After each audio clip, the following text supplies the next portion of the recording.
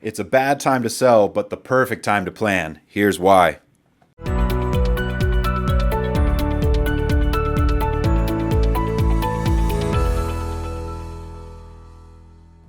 What's up? You have Shay and Johnny with the Hatch Homes Group, and we are going to give you a little market update right now.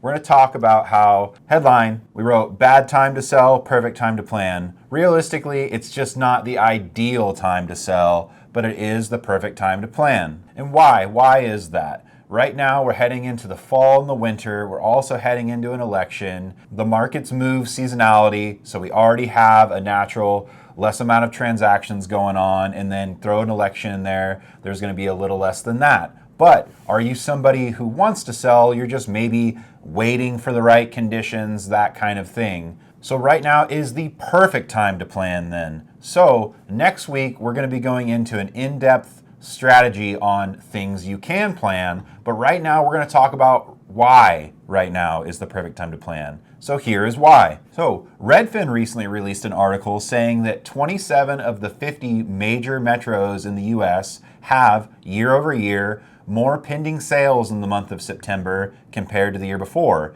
And Portland came in at number 3, 10% year over year more pending sales this most recent September to last. So that just means right now, even heading into when it's typically slowing down, that we have more activity going on. We have more people in the market, both buyers and sellers. All right, so we're heading into the elections, and that tends to be a time where the market gets a little bit chaotic.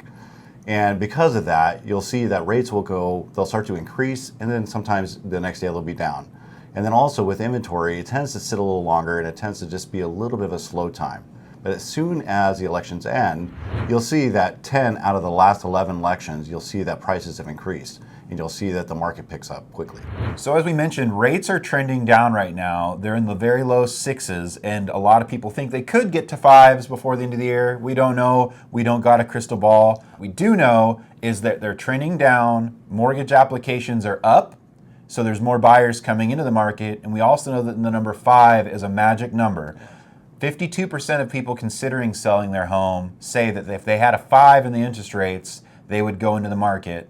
And we know the lower the rate, the more buyers come off the sidelines. So with all these changes that we're seeing between the increase in applications, the lowering of rates, and just more activity you'll see after the elections, we're going to be heading into a really robust and healthy spring market. So like Shay was saying, if we're heading into a robust spring market, you want to make the most of your investment and you want the best return. You should not be putting your house on the market on a whim. You shouldn't just be throwing it up and seeing what happens. And seeing what happens, you should be mindful. You need to be proactive, not reactive. So that's why having a proper strategy session is going to set you up for success. Next week, we'll go more in depth into the process on the how. Right now, we wanted to focus on the why. So if you're someone who is a planner and wants to capitalize on this, reach out to us directly, and we're going to help you start strategizing a perfect plan. Thank you for watching, and we'll see you next week when we go into the in-depth on the how.